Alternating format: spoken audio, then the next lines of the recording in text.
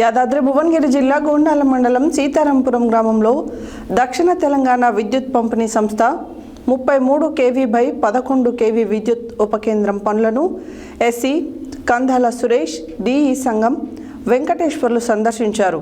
ఈ సందర్భంగా మాట్లాడుతూ పనులలో ఆలస్యం అవుతుందని, పనులను వేగవంతం చేయాలని అన్నారు. తక్షణమే ప్రహరీ గోడ నిర్మాణ పనులు కూడా చేపట్టాలని ఆదేశించారు.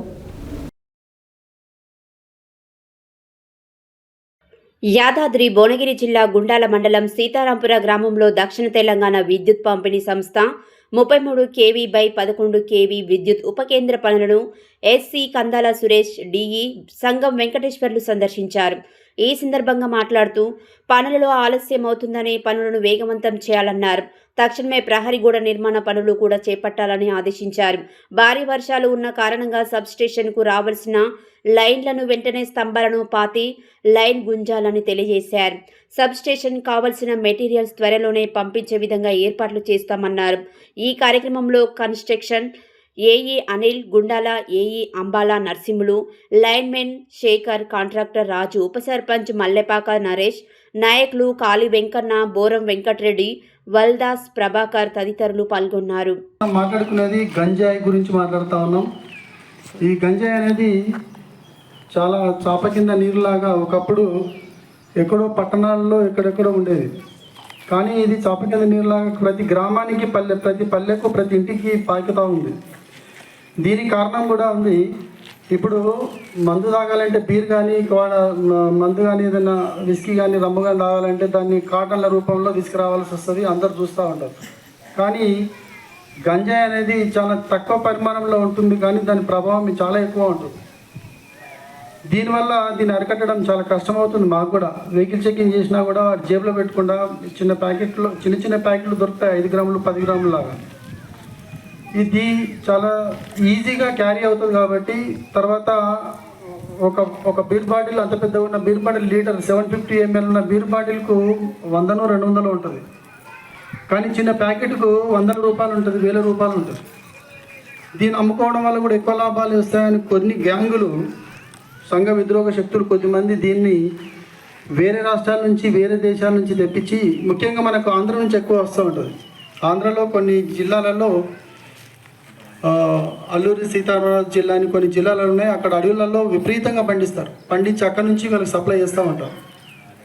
ఎక్కడైతే అడవుల ప్రాంతాలు ఎక్కువ ఉంటాయో అక్కడ గ్రామస్తులని, గిరిజనులను అందరినీ కూడా వీళ్ళు ప్రోత్సహించి వాళ్ళకు డబ్బులు ఇచ్చి వాళ్ళతో పండించి ఈ పండిన పంటనంతా ఎండబెట్టి వాటిని పొడి రూపంలో కానీ, ఆకు రూపంలో కానీ, లేకపోతే ద్రవ రూపంలో కానీ మార్చి దాన్ని ఈజీగా ట్రాన్స్పోర్ట్ చేయడం ఎన్ని రకాల మార్గాలు ఉన్నాయో అన్ని రకాల మార్గాల ద్వారా తీసుకొచ్చి మన దగ్గర అమ్ముతూ ఉన్నారు. వాటిని చాక్లెట్ రూపంలో కానీ, టాబ్లెట్ల రూపంలో కానీ, సిగరెట్లో ఉన్నటువంటి అది తీసి ఈ పౌడర్ దాంట్లో పెట్టుకొని తాగుతూ ఉన్నారు. దీనివల్ల మనసు ఉద్రేకం వస్తుంది. మనిషి విపరీతమైన కోపంలో ఉంటాడు. వాడు ఏం చేస్తున్నాడో అని అతనికి అర్థం కాని పరిస్థితిలో ఉంటాడు. దానివల్ల ఆ ఉద్రేకమైన పరిస్థితిలో అతను ఏం చేస్తాడో అతనికే తెలియదు. ఇందాక సర్పంచ్ గారు చెప్పినట్టుగా వాడు ఇక కన్న తల్లి చెల్లె ఎవరు చూడడు. వాడి మనసులో ఏ విధమైన ఆలోచన వస్తే దాన్ని ఇంప్లిమెంటేషన్ చేస్తాడు. అంతే. ఒక మనిషిని చంపాలంటే చంపేస్తాడు. అందుకే కొన్ని రకాల గ్యాంగులు ఏం చేస్తాయంటే, సంఘ విద్రోహ శక్తి గ్యాంగులు కొన్ని ఉంటాయి. వాళ్ళు చేయాలనుకున్న పని ఏదైతే చేద్దామనుకుంటారో ఆ టైంలో దీన్ని తీసుకొని వాళ్ళ విపరీతమైన ధైర్యం వస్తుంది, ఉద్రేకం వస్తుంది. కాబట్టి ఆ ఉద్రేకంలో, ఆ కోపంలో అన్ని రకాల అరాచకాలు చేస్తారు వాళ్ళు. అట్లా చేయడానికి ధైర్యం కావాలని వీటిని కూడా వాడుతూ ఉంటారు. అయితే కొద్దిమంది పిల్లలు, ముఖ్యంగా ఈ గంజాయి తీసుకునే వాళ్ళు 15 సంవత్సరాల నుంచి 20 సంవత్సరాల మధ్య వాళ్ళు ఎక్కువ తీసుకుంటారు. ఎందుకంటే ఆ వయసులో ఆలోచన, విచక్షణ జ్ఞానం ఉండదు. కాబట్టి వాళ్ళకి ఏం చేస్తున్నారో తెలియదు. కాబట్టి అప్పుడు ఉన్నటువంటి ఆ వయసులో వాళ్ళు వీటికి అలవాటు పడతారు. ఒకసారి అలవాటు పడిన తర్వాత దాన్ని మానుకోవడం చాలా కష్టం. ఒక్కసారి గంజాయి అయిన తర్వాత, గంజాయి కాదు చాలా ఉన్నాయి, కొకైన్ అని, హెరాయిన్ అని. ఏం చేసినా తప్పు కాదు, ఏదైనా చెయ్యొచ్చు అనే భావాలు రోజు రోజుకి పిల్లలలో అయితే బాగా అభివృద్ధి చెందుతూ ఉన్నాయి. అవి మాకు కూడా చాలా ఇబ్బంది కలిగిస్తుంది. ఒక టీచర్స్గా మేము ఏం చేయలేకపోతున్నామన్న బాధ మాకైతే చాలా మిగిలిపోయింది సార్. వాళ్ళని మాకు మెయిన్ కొట్టొద్దు, తిట్టొద్దు, వాళ్ళని ఏమనొద్దు అనే జీవో వచ్చిన తర్వాత మేము పిల్లల్ని సరైన దారిలో పెట్టలేకపోతున్నామన్న బాధ అయితే మా ఉపాధ్యాయ బృందంలో అందరికీ ఉంది. అది తర్వాత మేము ఇలా వదిలేస్తే మీ దగ్గరకు వచ్చిన తర్వాత పెద్దగా అయిన తర్వాత మీ స్టేషన్లో అవసరం చాలా ఉంటుంది.